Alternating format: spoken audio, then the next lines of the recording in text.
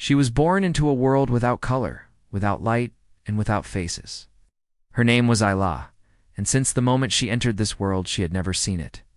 While others learned to walk toward light, she learned to listen for footsteps, to feel her way through life using the sounds and textures around her. Her father, Imran, was a quiet mechanic who spent his life fixing broken things, except the one thing he wished he could fix the most: his daughter Sai's. Every night he sat beside her bed, promising that one day she would see the world she could only dream of. Ayla never complained. She'd often smile, trace her father's face with her hands, and say, "Abba, I can already see you, not with my eyes, but with my heart." Ayla grew up full of imagination. To her, rain was the laughter of the sky, sunlight was warmth on her skin, and music was the sound of colors dancing. She could tell what time it was by how the birds sounded, and she could sense people's moods just by hearing how they breathed. She didn't need eyes to understand beauty. But fate has a strange way of testing the strongest hearts. One quiet Friday afternoon, Ayla sat outside her small home with her friend Sarah, listening to the faint jingle of an ice cream truck. The road was calm. The air smelled like dust and sweetness. And then, out of nowhere, came the sharp sound of tires screeching, a desperate cry of metal and fear.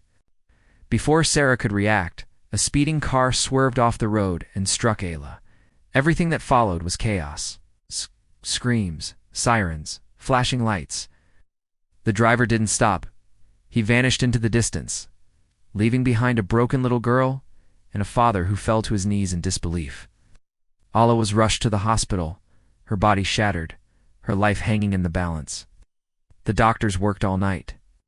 Her father waited in the hallway, praying harder than he ever had before. When morning came, she was alive barely, but something extraordinary had happened. During surgery, doctors had received a last-minute notice. A matching donor had been found. Cornea transplant.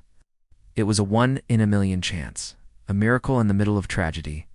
Imran didn't hesitate, signed the papers, whispering, "Do whatever it takes." Weeks later, when Ayla opened her eyes, she saw light for the very first time. She blinked rapidly, confused by the brightness, the blur of colors and motion. Slowly, shapes began to form. She saw the pale blue of a nurse's uniform, the white walls, and then, trembling, she saw her father's face. For years, she had imagined what he looked like. She thought his voice sounded like warmth, like strength. 8. But seeing him made her cry uncontrollably. "Abba," she whispered through tears, "you look exactly like I imagined." He held her hand and sobbed for the first time in his life. After so many years in darkness, his daughter could finally see. But every miracle carries a mystery. Ayla had no idea who had given her these eyes, whose final gift had opened her world. For months, she focused on recovery, learning to balance, to walk, to read light and shadow. The world was overwhelming. Colors confused her. Faces were hard to read. The brightness often made her dizzy. But despite the challenges, Ayla was happy. She painted every day abstract swirls of color inspired by how she imagined emotions looked. Her art became her new language. Across the city, in a quiet prison cell, sat Arslan, a man haunted by guilt. He had been the driver who hit Ayla that day. He'd been drinking, celebrating his promotion, and never saw the little girl until it was too late. The crash destroyed 2 lives that night, Allah's and his own.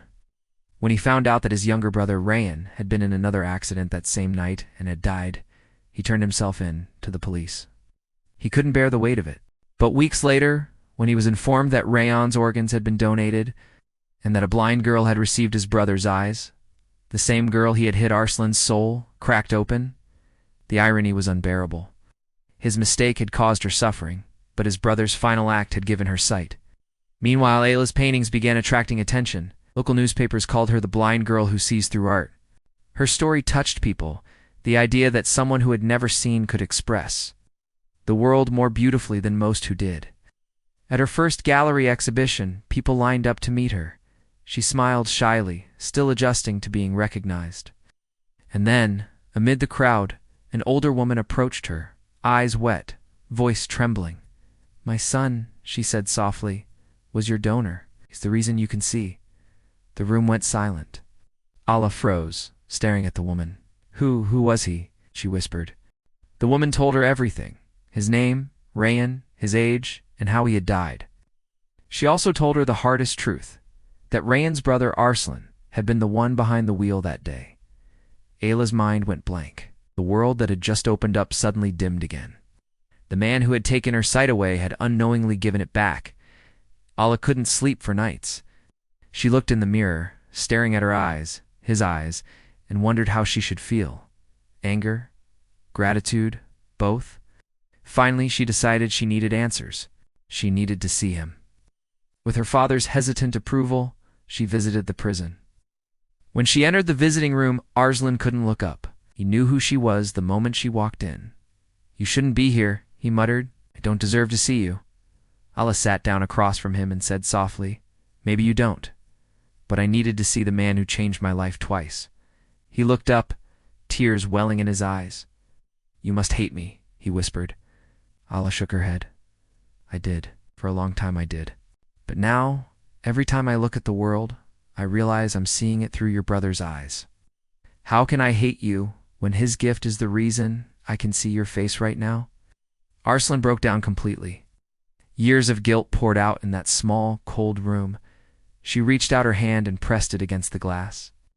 I forgive you, she said. Because forgiveness doesn't mean forgetting. It means freeing yourself from pain. From that day, Arslan began to live differently. In prison, he volunteered for art programs teaching inmates how to paint. He found meaning in color, something he'd never cared for before, and Ayla's story kept spreading. Her message of forgiveness resonated with millions around the world. People began writing to her, saying her words had helped them forgive their own pain. She was invited to conferences, schools, and art festivals. Her life had turned into a symbol of hope. At one event, standing on stage in front of thousands, Ayla spoke about her journey. We spend our lives chasing light, she said. But sometimes we have to lose it to understand what it really means. I didn't need eyes to see the world's beauty. I just needed a reason to open my heart. Her speech went viral overnight. Millions shared it, calling it the story that made the world cry. Years later, Arslan was released early for good behavior. His first act as a free man was to visit one of Ayla's exhibitions.